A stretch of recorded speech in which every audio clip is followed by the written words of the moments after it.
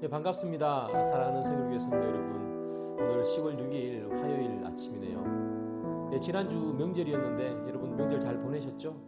네, 혹시나 명절 후유증이 계시지는 않는가 그런 생각이 듭니다.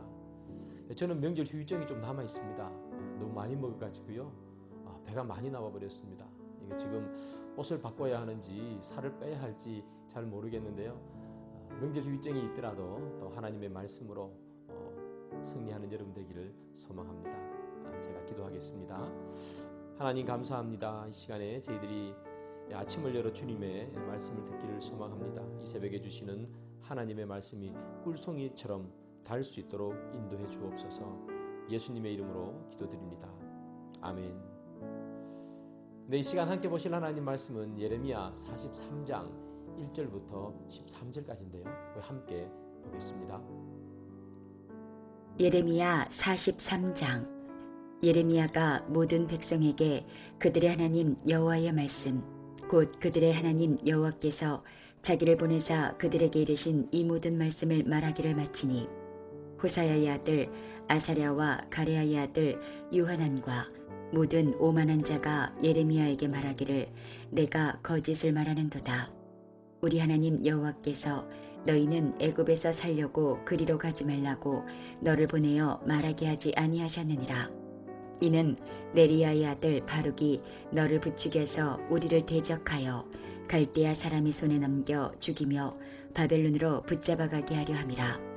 이에 가레야의 아들 요하난과 모든 군 지휘관과 모든 백성이 유다 땅에 살라 하시는 여호와의 목소리를 순종하지 아니하고, 가레야의 아들 요하난과 모든 군 지휘관이 유다의 남은 자 곧 쫓겨났던 여러 나라 가운데에서 유다 땅에 살려하여 돌아온 자 곧 남자와 여자와 유아와 왕의 딸들과 사령관 느부사라단이 사반의 손자 아히감의 아들 그다랴에게 맡겨둔 모든 사람과 선지자 예레미야와 네리야의 아들 바룩을 거느리고 애굽 땅에 들어가 다바네스에 이르렀으니 그들이 여호와의 목소리를 순종하지 아니함이로라.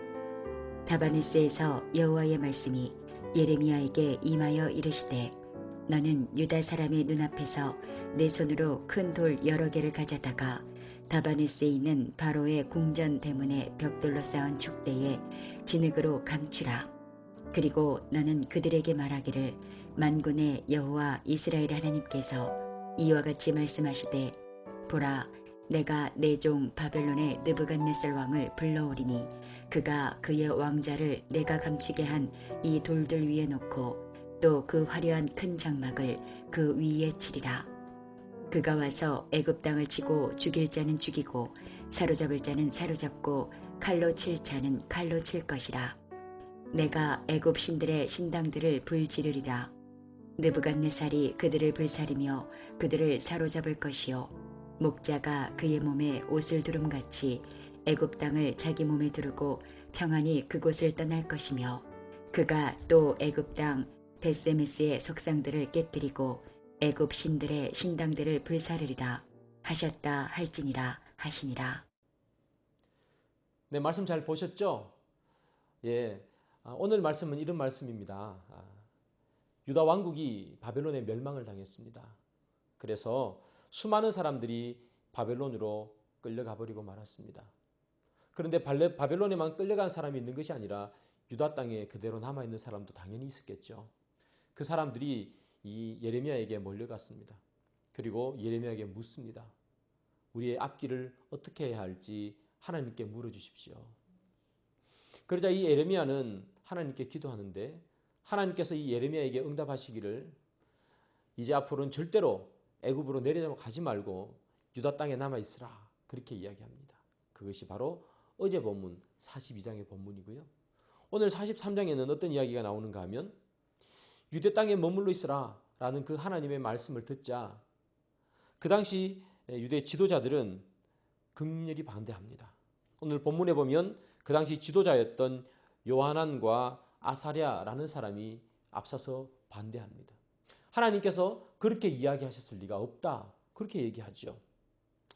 하나님께서는 그의 말씀을 듣지 않고 자신의 상황만, 자신의 판단만 따르는 그런 요한안과 아사랴 같은 사람을 어떻게 표현하는가 하면 2절에 보면 오만한 자 이렇게 표현합니다. 오만한 자라는 말은 무슨 말인가 하면 교만한 자다라는 뜻인데요. 하나님께서는 이 오만한 자, 즉 교만한 사람들의 특징을 오늘 본문에서 세 가지로 이야기해 주고 있습니다. 첫 번째, 이 오만한 자의 특징이 무엇이냐 하면 그들은 하나님의 말씀을 변형시키는 사람들입니다. 오늘 본문 2절을 보십시오. 이런 말씀이 있습니다. 우리 하나님 여호와께서 너희는 애굽에서 살려고 그리로 가지 말라고 너를 보내어 말하게 하지 아니하셨느니라. 이런 말씀이 있습니다. 말씀이 좀 복잡한데요. 이 말씀이 무슨 말인가 하면 하나님께서 애굽으로 내려가지 말라고 말했을 리가 없다 하는 그런 이야기입니다. 하나님께서는 분명히 애굽으로 내려가지 말라고 했는데 그들은 하나님의 말씀을 변형시킵니다. 하나님께서 그렇게 말했을 리가 없다. 그렇게 얘기했죠. 그들은 하나님의 말씀을 듣는 것이 아니라 그 나름대로 듣고 싶은 대로 변형시켜서 듣는 그런 사람들이었죠. 이런 대표적인 예가 신약 시대에는요, 바리새인들이라고 할 수 있습니다. 여러분 고르반이라는 이야기 들어보셨죠? 한 번쯤은. 이 고르반이라는 말은 무슨 말인가 하면 하나님께 바쳐진 헌물이라는 거룩한 물건이라는 뜻이에요. 그래서 누군가 어떤 물건을 보고 이거는 고르반입니다. 어떤 돈을 놓고 이것은 고르반입니다. 그렇게 이야기하면 그건 그 어떤 누구에게도 바쳐질 수가 없습니다. 하나님께만 바쳐져야 하는 그런 물건이 되는 것이죠.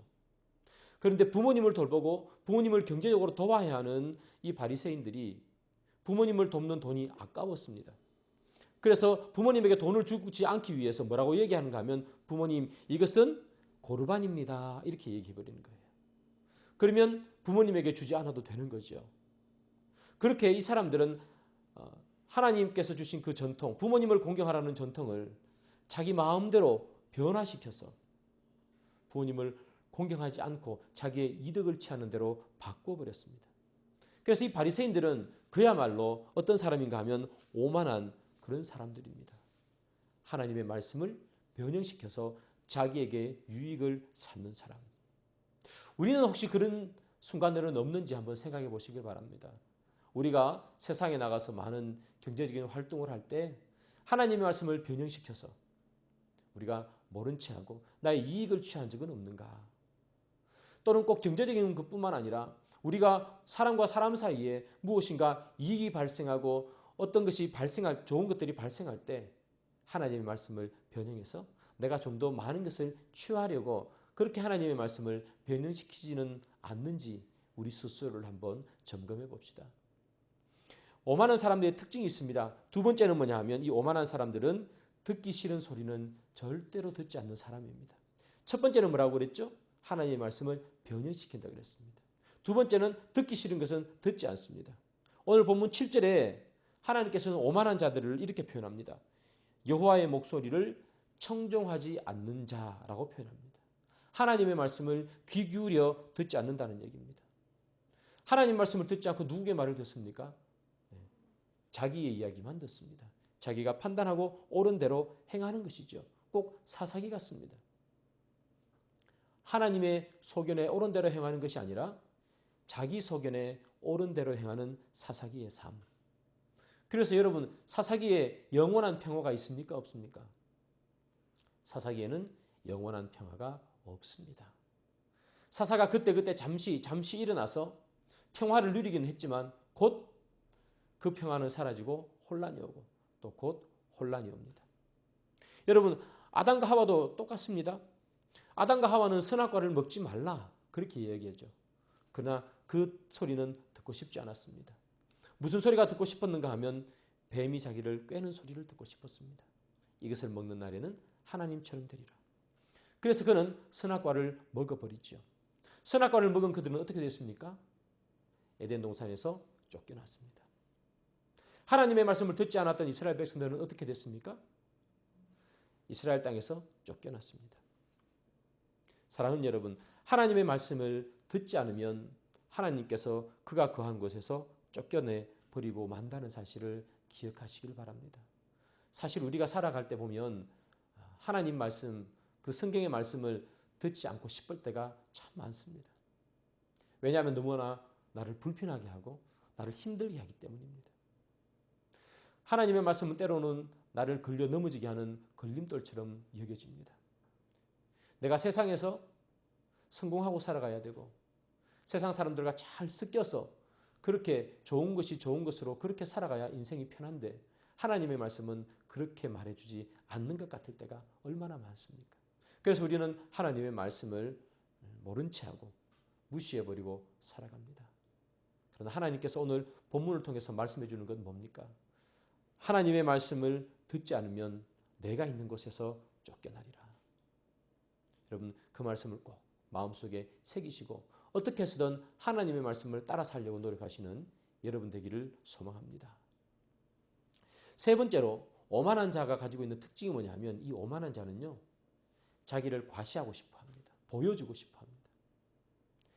하나님께서 애굽으로 내려가지 말라고 합니다. 그곳에 내려가면 애굽은 멸망당할 것이다. 멸망당할 곳에 왜 내려가느냐. 유다 땅에 그대로 있으라. 이렇게 이야기죠. 그것이 바로 오늘 본문 8절부터 13절까지 내용입니다. 애굽은 멸망하리라. 그래서 하나님은 애굽에 못 내려가게 했습니다. 그런데 여기 나오는 그 당시 지도자들, 그 사람들은 하나님의 말씀을 듣지 않습니다. 자기 말이 맞다는 것을 보여주고 싶습니다. 그래서 내려가려면 혼자 내려가면 될 텐데 혼자 내려가지 않고 유다 땅에 남아있는 많은 사람들, 수많은 사람들이 외국으로 갔다가 다시 돌아왔는데 그 사람들조차 다 끌고 애굽 땅으로 내려가는 모습을 보여줍니다. 그 사람들은 왜 애굽 땅으로 내려갈까요?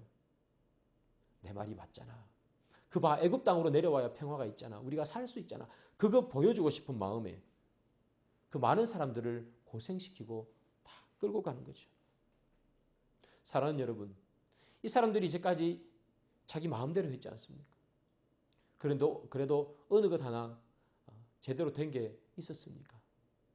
나라는 멸망하고 조금 있으면 애굽도 멸망하게 되잖아요.